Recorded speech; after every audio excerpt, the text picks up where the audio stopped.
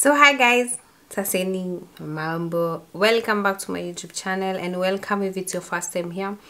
So my name is Ruth Kim. Here on my channel I share my own experiences as a foreigner living in Germany.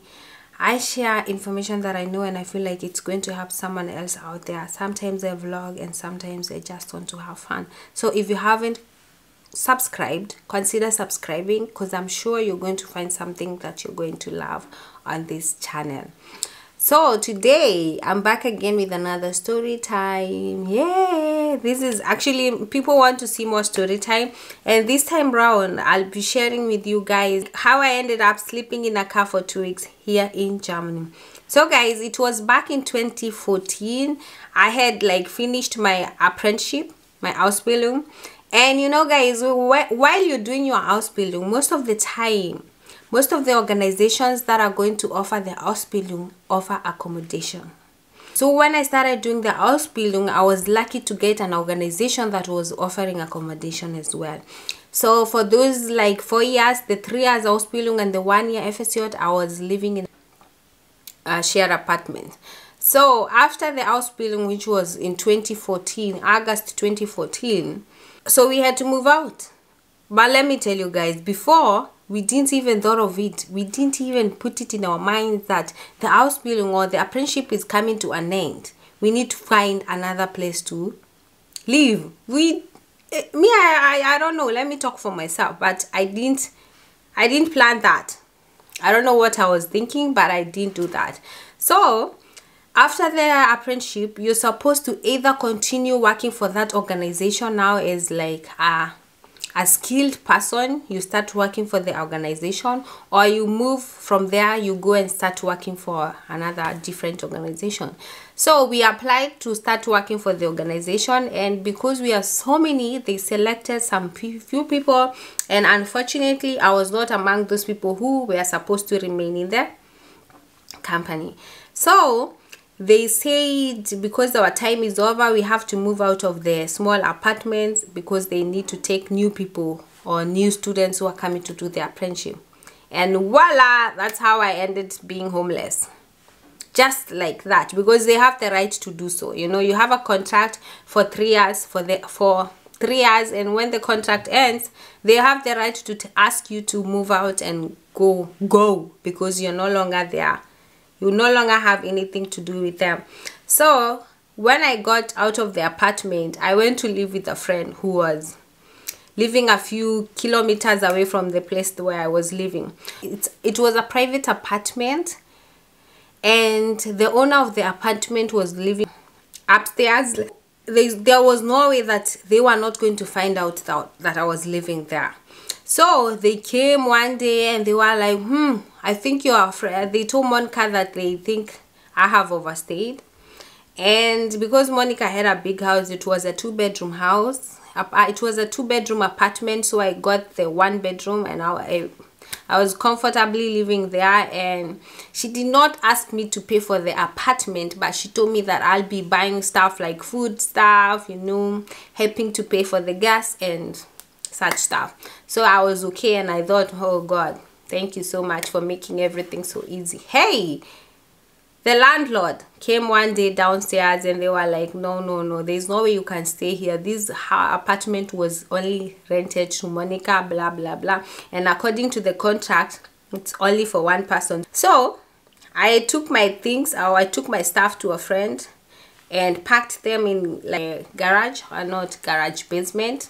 And then I was left with a suitcase. I had already looked for a new job, but the job was like not offering accommodation. So I packed like a few, like that 3 kilometers away from the new job working place. And so I used to stay there. I used to like sleep in the car, take my stuff in the morning, my clothes, toothbrush and all that, go like 30 minutes earlier at work, or 1 hour earlier, and take a shower, freshen up, and maybe go eat somewhere.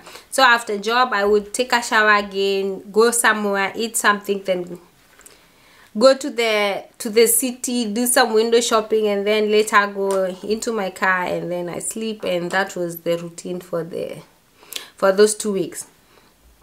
The thing is, finding an apartment in Germany is not easy. It's not easy, especially if you're not employed, because you need like 3 pay slips before you get an apartment, and it's actually one of the hardest things here in Germany. So it was not easy for me to find an apartment.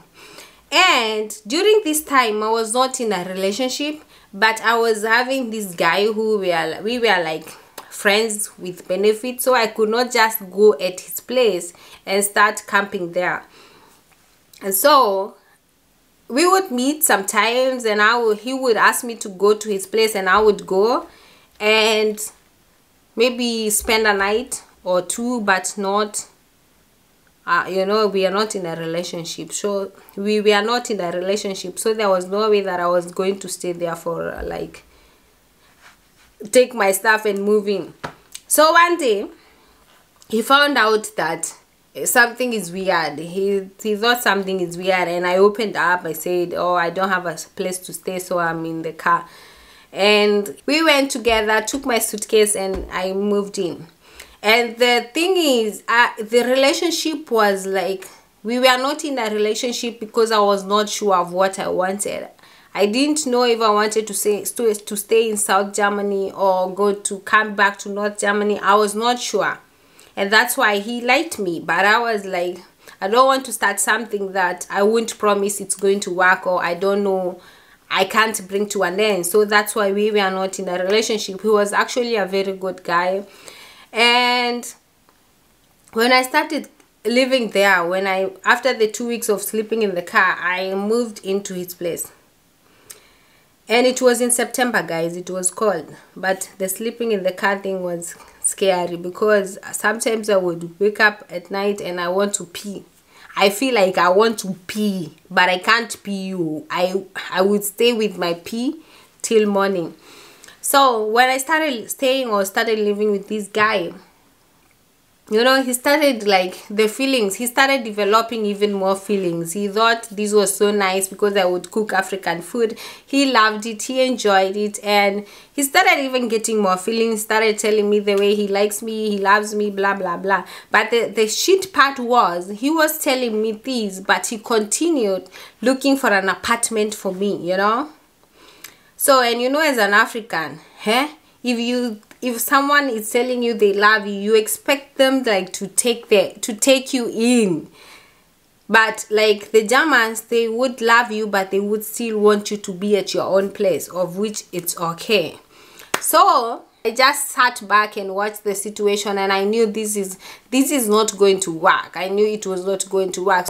I was still having contact with my friends here in Hamburg and my ex family. You know the story I told you that I used to have a boyfriend here in Hamburg back in the days, and I used to have a boyfriend here in Hamburg like in 2010, and they used to have rentals. So I still had contacts with the family in Hamburg.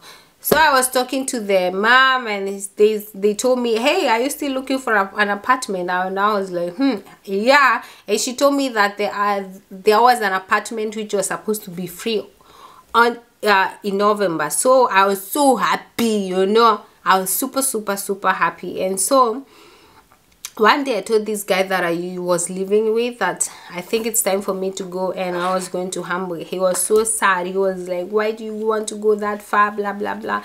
But I had seen that we didn't have a future. We had so many, we were not having things in common, because we was not ready to settle, as you can see, you know. He just wanted us to have that relationship, or I don't know, I didn't know, or I can't even judge. So I moved back to Hamburg, and that's how I ended up being here in Hamburg.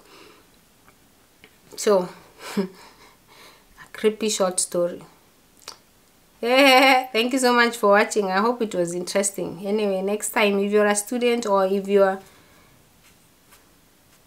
So next time, guys, if you're a student, or if you're living in a shared apartment, or if you're living somewhere, be ready or look for an apartment in time or on time to avoid such incidents like me. Can you imagine? Maybe I was not even having a car. Where could I have slept? I was not even having my money. it was immediately after the apprenticeship. So that was it, guys. Thank you so much for watching. Au revoir. Tschüss.